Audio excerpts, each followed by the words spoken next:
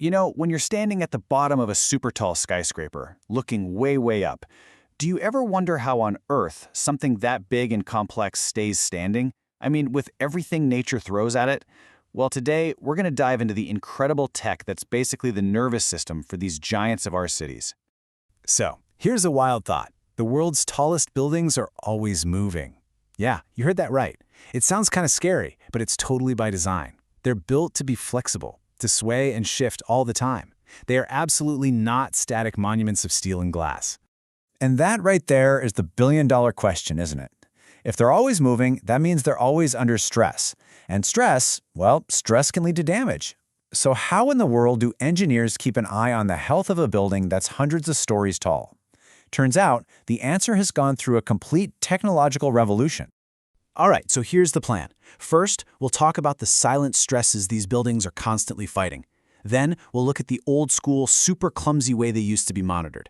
After that, we'll get into the wireless sensor revolution that changed the whole game. We'll see where all that data goes. Hint, it's the cloud. And finally, we'll peek into the future and the challenges of making buildings truly smart. Okay, first things first. Let's really get to the heart of the problem.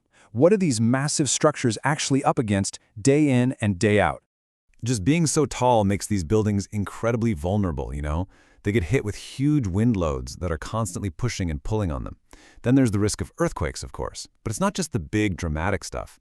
Think about it. Thousands of people moving around inside, every single day. Even the materials themselves slowly change over time. All of this adds up to create stress, and it can cause something called lateral deformation. Basically, a sideways shift, which, if you're not watching it, could be a total disaster. Now, for a long time, we did have a way to keep tabs on all this. But as our buildings shot up higher and got way more complex, that old system, well, it really started to show its age. Let's talk about what I call the old wire problem. Seriously, just try to picture this. You've got a 100-story building, and you have to run miles and miles of physical cables through it, connecting every single sensor back to one central computer. It was a nightmare, super difficult, crazy expensive. And because it was such a pain, engineers often had to make a tough choice, use fewer sensors than they really wanted to. And that meant leaving huge potential blind spots in the building's checkup. This comparison really lays it all out, doesn't it? The old wired systems, super expensive to put in, not flexible at all. I mean, once a wire's in the wall, good luck moving it. And scaling up? Forget about it. If you needed more sensors, you had to run more wires. The result? You got very limited data. But wireless, it just flips the whole script. It's way cheaper, it's super flexible, you can add more sensors easily, and you get this absolute flood of rich, comprehensive data. And that, right there, brings us to the solution, the wireless sensor revolution. This is the moment we stopped thinking about tangles of cables and started thinking about a smart, living, interconnected network inside the building itself.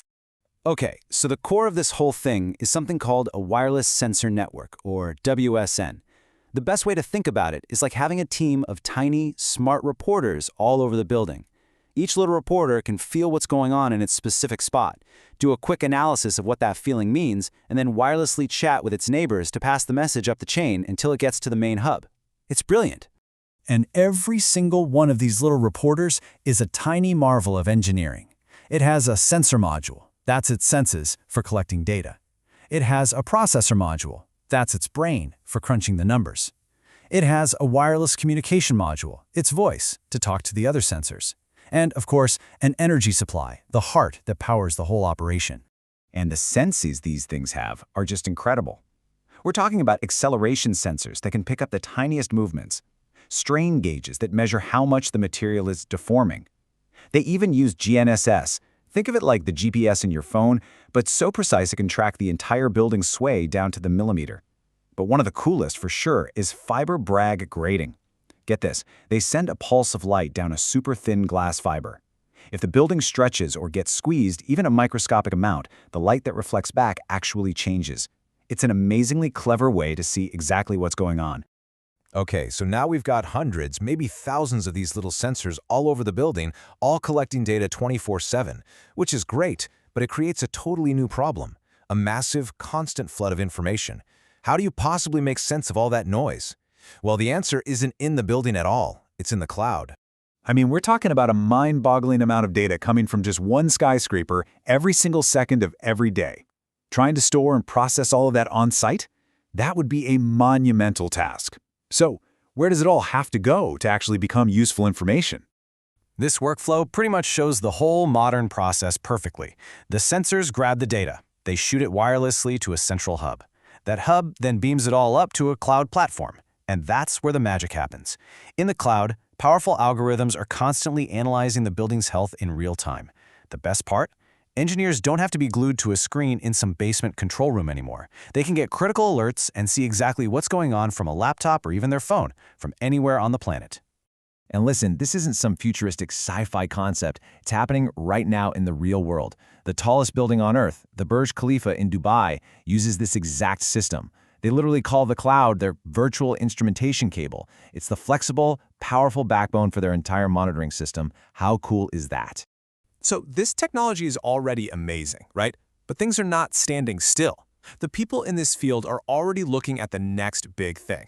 Let's talk about where this is all headed. The frontier of making buildings not just monitored, but truly intelligent. And this right here is the absolute key. For the longest time, the goal was detecting damage, finding a problem after it's already happened. But the goal is shifting. Now it's all about predicting damage. The idea is to use all this data, feed it into AI, and actually foresee potential problems so you can fix them before they ever become a real threat. It's a total game changer, moving from reactive to proactive. But of course, it's not without its challenges. I mean, how do you keep thousands of tiny sensors powered up for decades without changing batteries? People are looking at awesome stuff like harvesting energy from the building's own vibrations or even wireless charging.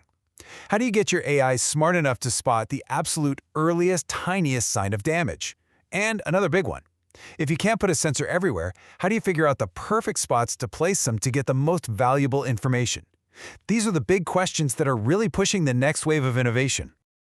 So, as our cities keep building higher and higher, the real question isn't just about how tall we can build, but how smart we can build. As these wireless networks and cloud systems get even more intelligent, we're getting closer to a future where our buildings aren't just passive structures. They'll be active partners, constantly communicating their health to us, making sure they stay safe for generations. It really makes you wonder, what's it going to be like when a skyscraper can tell us it feels sick long before we can ever see the symptoms?